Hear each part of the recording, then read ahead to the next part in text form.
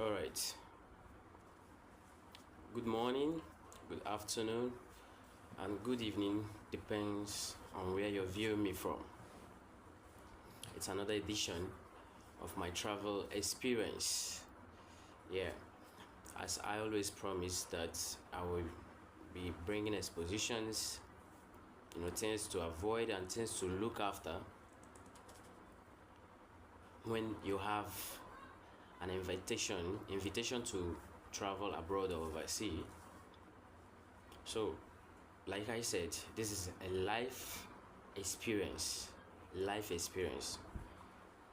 So I decided to share it because I know that there are other people out there who might, experience what I experienced. Do you understand? So, in order for you to be very careful, that's the essence of this video, to educate and to lecture, so that you'll be able to know what's going on the other side of the world. And before we go to that, I want to tell you this, you that is watching me, not every invitation that comes to you is God's will for you. Yes. And it's not every prayer that God answers. I have my reasons for saying that as well. But these two things I mentioned now, they are very deep than you can imagine. It's not every invitation that comes to you is God's will for you. And it's not every prayer that God answers.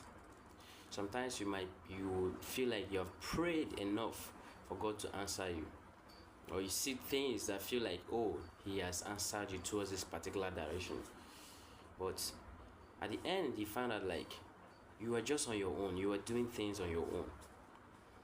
So that is the story for another day. I came to expose or to tell you one thing you need to watch out for if you're being invited to come over to any parts of the world. Now, this thing is this. I'm not going to say it's number one. Just pay attention. Look, if you have been invited to come over to abroad, and someone told you like they are paying me $30,000 monthly, or they're paying you $100, $200 weekly, or $225 weekly. Now, the person is asking you to come, and you've made up your mind to come, and you have tried your best to put things together, the finance and everything, and it seems like it's not yet complete. And you reach out to this person and say, oh, brother, sister, please, could you please help me, assist me? Maybe when I come, I work like 2-3 months, I'll be able to refund you back. And the person will be like, oh, sorry, this moment my dollar account is locked up, my office locked up, froze my account, blah blah blah. It's a sign that if you peradventure or eventually get to that place, you will still be telling that story. That kind of story. It will be in your mouth in a shorter time if you eventually gets there. So you need to watch out for this. It's a scope in order to get your attention. They will first of all blow your mind with the amount of money they are making.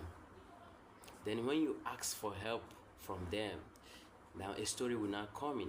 They will not tell you how the account is being destabilized, is being frozen, locked up, and all manner of things like that. So these things, you need to watch out for it. Don't fall to that victim. Do not fall to that victim. And sometimes you feel like where we are not comfortable, and we feel like it's better the other side.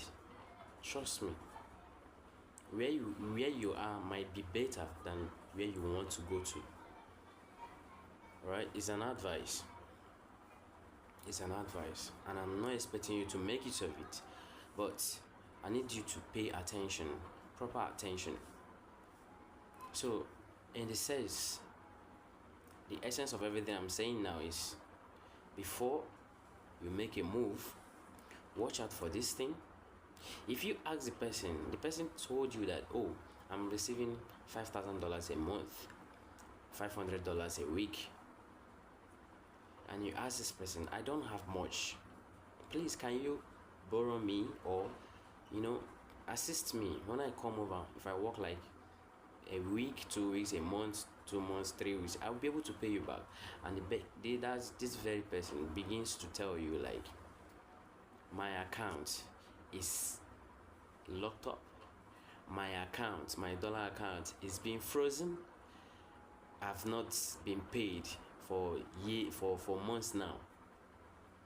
Brother and sister, please know that this is a scope. Is a scope, most especially for those who intend to travel to any of these African countries. Is a very big scope, and don't fall to it. Peace.